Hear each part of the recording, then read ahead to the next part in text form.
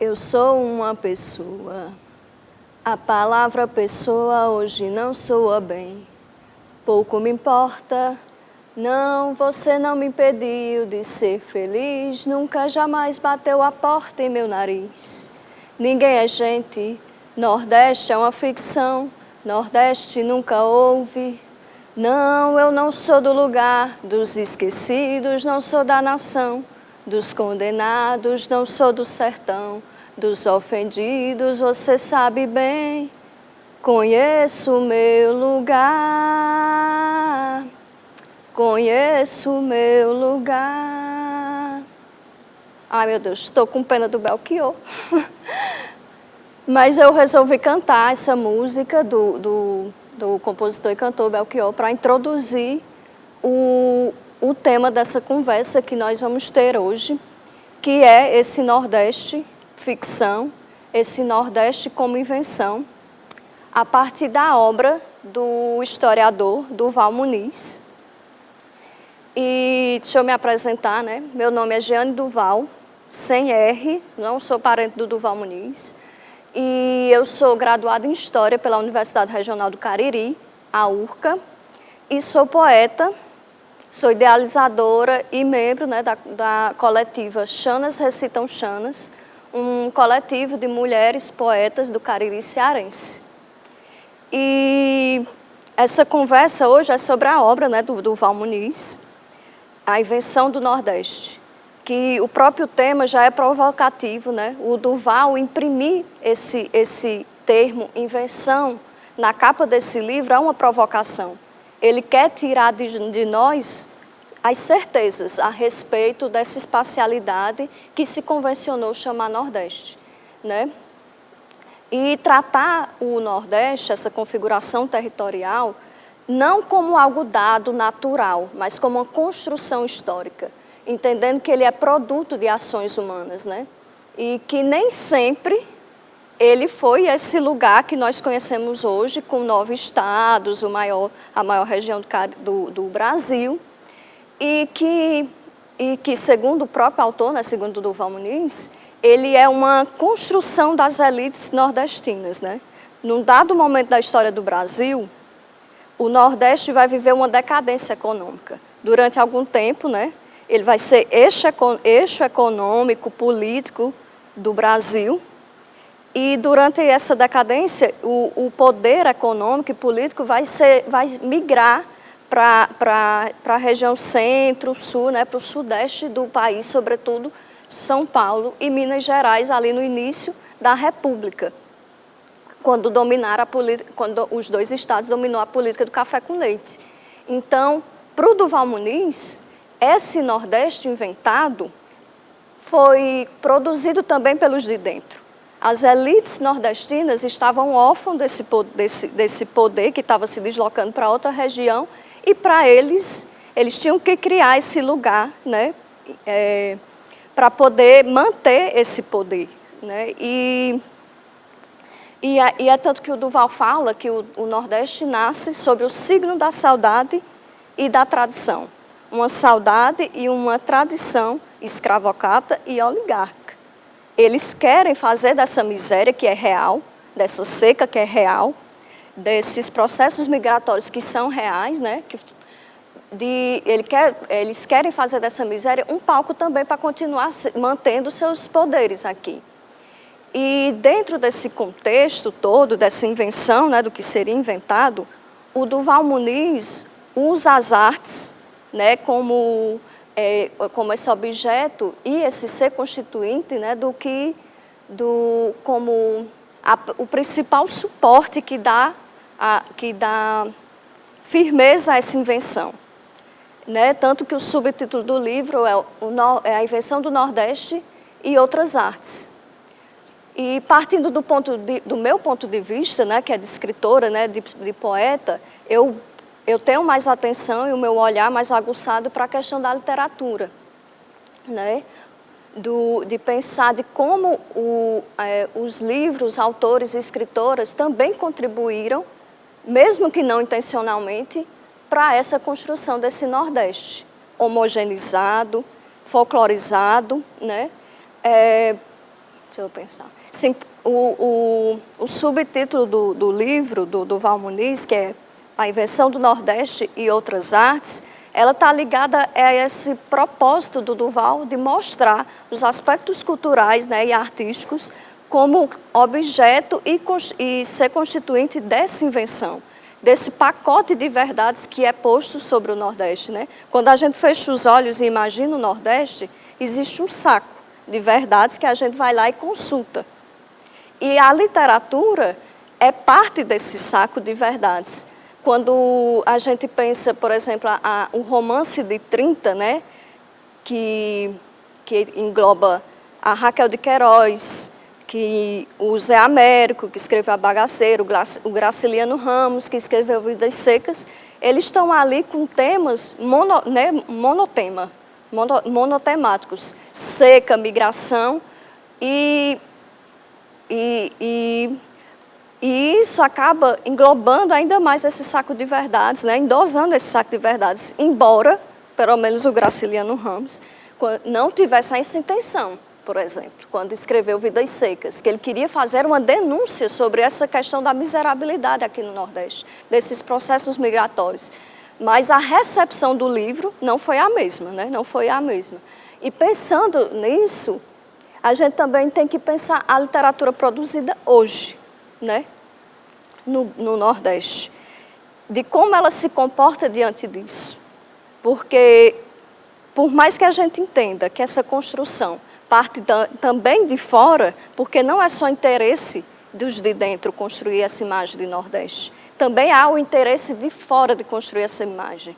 Porque se eu tomo o Nordeste como um lugar homogêneo, como só se tivesse seca, como só se tivesse sertão, eu subjugo essa região, né? E eu regionalizo essa região enquanto eu permaneço sendo universal e dominante, né?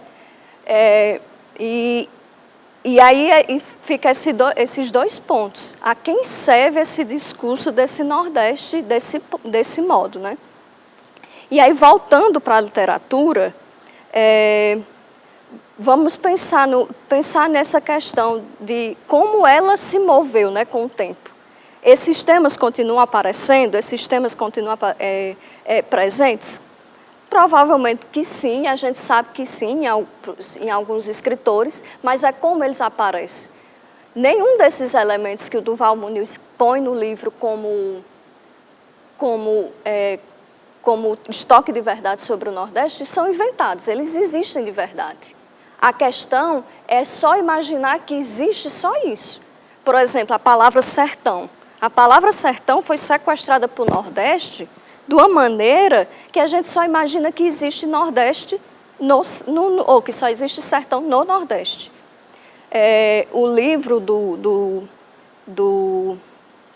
Guimarães Rosa, Grande Sertão Veredas. O sertão que ele fala é o sertão de Minas Gerais.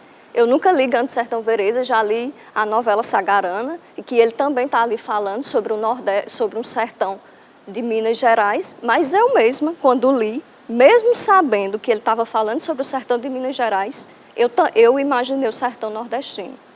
E é esse ponto que o Duval quer quebrar, essa certeza absoluta de que o Nordeste é só isso. O Nordeste é muito mais do que isso. Tanto que, quando vamos aqui pensar a literatura hoje produzida no Nordeste,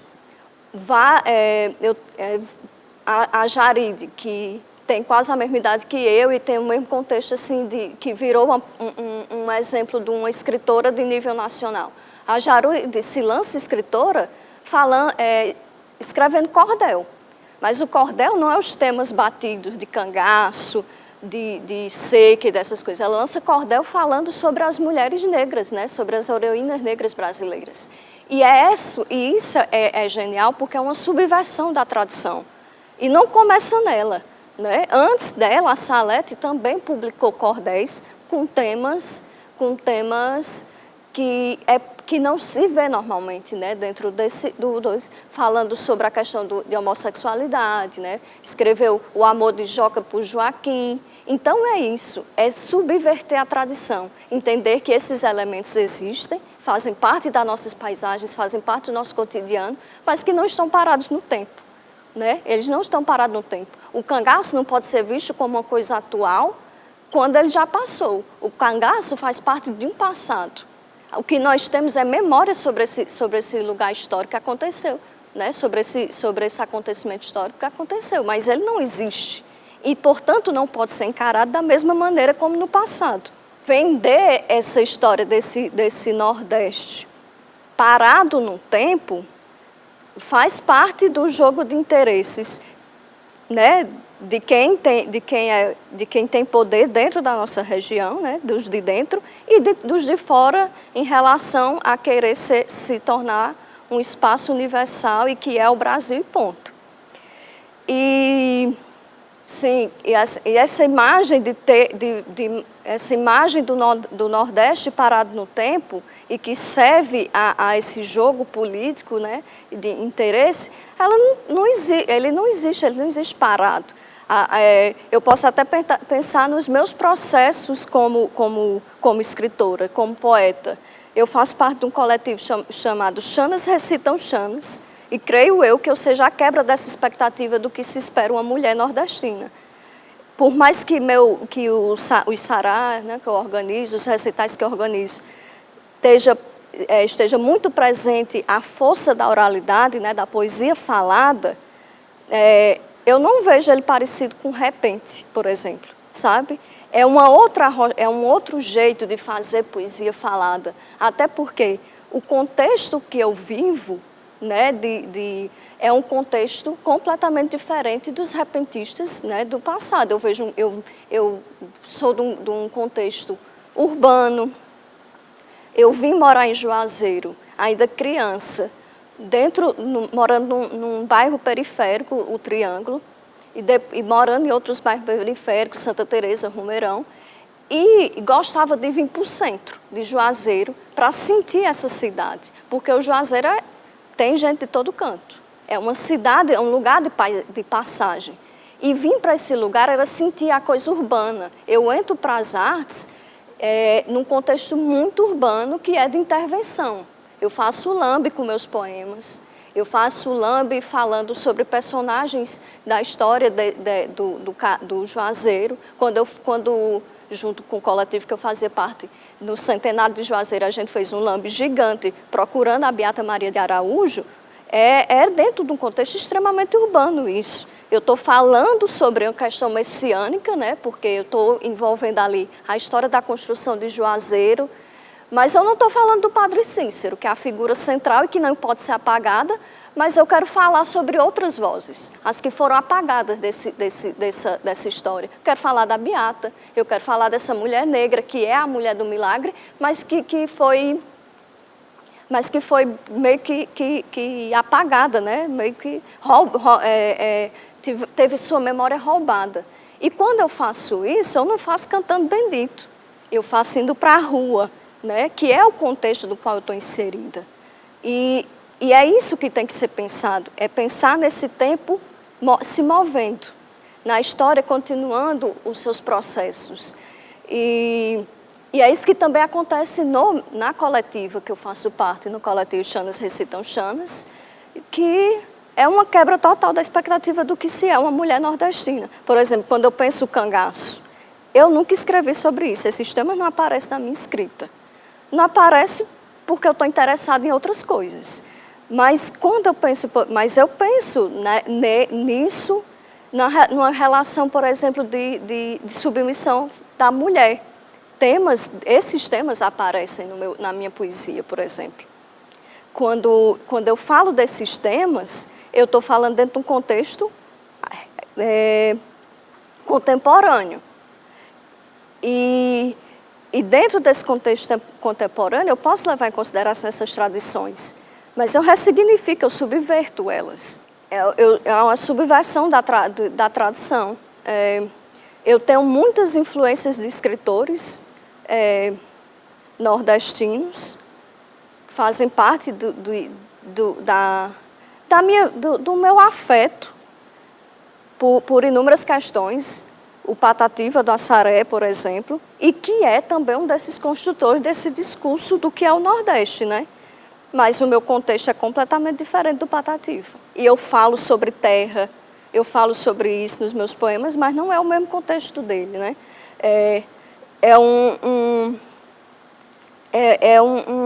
Um outro lugar. Embora eu tenha crescido escutando e lendo em looping, assim, total, o Cante Lá que eu canto cá. Eu, quando não sabia ler, a minha mãe lia para mim. Quando eu aprendi a ler, eu lia. Se tocar Luiz Gonzaga aqui com Patativa, cantando qualquer poema do Patativa do Açaré, provavelmente eu vou me emocionar, porque o Nordeste é um sentimento também, né? É uma relação de sentimento, mas esse sentimento também é uma construção histórica. O que se espera, por exemplo, é quando eu falo do Patativa, ou quando eu, por exemplo, se eu fosse me apresentar dizendo que o Patativa é uma referência, o Patativa é uma referência para mim como poeta, e eu sou de Juazeiro do Norte, interior do Ceará. A perspectiva que as pessoas vão ter se eu falar isso, é esperar que isso apareça na minha escrita. Eu falar que eu sou de Juazeiro e do interior do Ceará, é também eles irem para esse estoque de verdades e retirar um Juazeiro provavelmente rural por eu falar que eu sou do interior. E o Juazeiro não é isso, né? O Juazeiro não é esse ambiente. E eu falar, por exemplo, também que o Patativa é uma referência, eles vão procurar isso na minha escrita e não vão encontrar, né? Porque são contextos completamente diferentes. E eu espero muito que eu seja, que eu represente isso, e que outros escritores e escritoras nordestinos também representem essa quebra de expectativa sobre o que se espera do Nordeste. Porque o Duvall Muniz até fala que existe uma coisa muito positiva quando ele escreveu o livro, porque o livro dele só existe porque esse Nordeste homogeneizado, estereotipado, folclorizado, está ruindo. Existem vontades e desejos de construir outras imagens sobre esse território, que não sejam unicamente essas que nós estamos falando aqui. E está ruindo, e essa vontade, e entender tudo isso como dentro de processos históricos, faz pensar que seja possível recriar mesmo essa noção de Nordeste, subvertendo isso, né? Falando de outras coisas e quebrando essas expectativas do que seja o Nordeste. Essa questão de quebra de expectativa do que é ou do que não é Nordeste, eu pensando aqui nas leituras que eu faço, a Adelaide Ivanova, que é pernambucana, ela nasceu em Recife, mas mora na Alemanha. Eu dificilmente vejo as pessoas associarem ela ao Nordeste, assim, né? Ao lugar que ela nasceu, que é o Recife. Talvez por ela não morar mais no Brasil, enfim. Mas aí eu não sei porquê, né? O que é que a escrita dela não parece ser nordestina? Porque dificilmente mesmo eu vejo essa associação. Enquanto outras escritoras, como a Luna Vitrolin, você, vê ela muito marcada pela questão do estado que ela pertence, que também é o Pernambuco. E eu fico pensando sobre isso. As respostas elas não estão dadas, né? Mas provavelmente a explicação sobre isso está ligada a essa expectativa do que se espera sobre o Nordeste. Embora, quando as duas se colocarem como escritoras, como eu também, a Jaride, na hora que a gente abre a boca e nosso sotaque aparece, aí volta de novo esse lugar, né? Porque como nós fomos colocados nesse lugar mais subjugado, regional, é como se o outro não tivesse sotaque, né? Como se o outro também não pudesse ser regional. O regional só existe para a gente, como se não existisse também especificidades e coisas que só existem em determinado espaço, né? O sotaque só serve para a gente. O último livro que eu li, que é de autor nordestino, que é o Dora Senvel, do Ronaldo Corrêa Brito, o Dora Senvel fala de Juazeiro. A Jaride fala de Juazeiro no livro dela também, né? O livro de contos, no Redemoinho. Mas eles falam da mesma cidade e parecem cidades completamente diferentes. sobretudo pela perspectiva assim, do que é que quer se tratar. A Jarid coloca temas no livro dela de machismo, a questão da homofobia, a expectativa de uma velhinha lá que toma um doce sem querer, né? E tem uma viagem sobrenatural lá, chapada de doce. E isso tudo é uma quebra de expectativa. Ninguém vai imaginar uma senhorinha chapada de doce, nem que seja acidentalmente, né?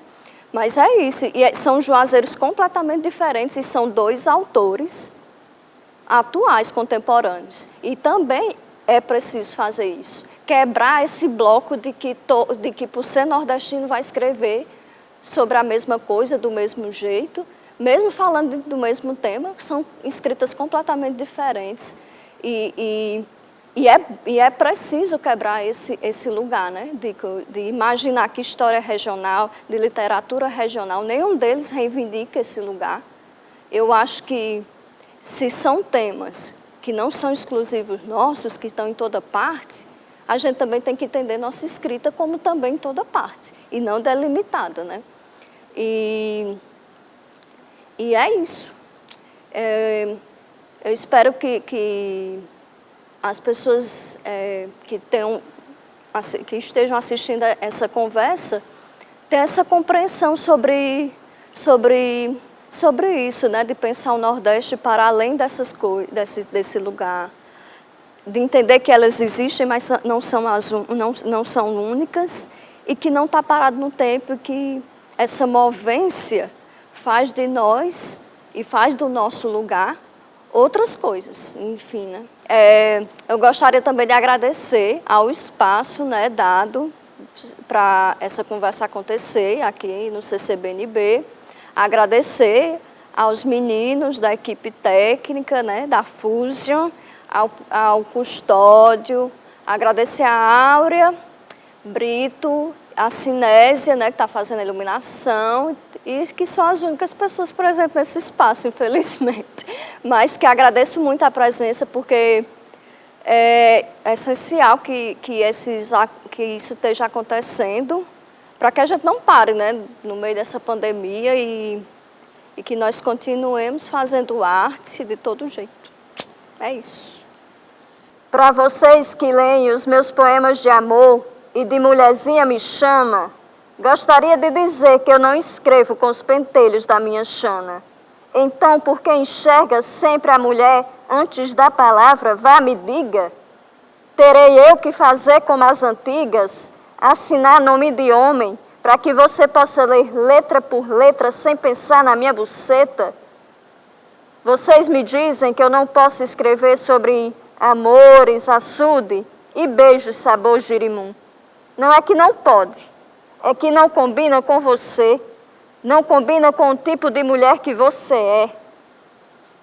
E que tipo de mulher eu sou? O que vocês não ousam dizer, pois tem sempre a boca lotada, entupida de meias palavras, é que mulheres como eu não podem ser amadas. É que mulheres como eu devem passar a vida de mãos dadas com a solidão, sem o direito de escrever e viver a palavra paixão. Mas eu vos digo outra coisa, nem sempre tenho facão em punho. Na rede descanso, mereço e recebo amores, mas sem nunca da luta fugir, pois quando escrevo, vislumbro mundos, e em nenhum deles a minha escrita é restrita, marcada ou carimbada pelo que desde nascença carrego entre as pernas. Quando a lua desce, um animal selvagem se anima dentro de mim. Tempo em linha reta, muitas luzes, muitos cheiros, cheiros que não são os meus, confundem-me a eu. Deito ao chão, não resolve, não se amansa, quer ir embora, caminhar por onde nunca viu, só sonha. Para o deleite dos covardes, não sigo o meu coração. Domo o animal com as rédeas de uma constelação, igual na terra, onde nos céus habita uma ema a beber as águas do mundo inteiro. Resta-me a seca. Rachaduras nos lábios são indícios. Tudo dentro vira fora. Reviro mais uma vez o corpo pelo chão. O animal insiste, regurgita, me molha as palavras. Leva-me à força até as memórias de minhas águas. Não me afogo. Os rios me reconhecem. Trançam os fios de meus cabelos. É calmo e selvagem ao mesmo tempo. Então, sou engolida, cuspida pelo rio, pelo animal e por mim mesma.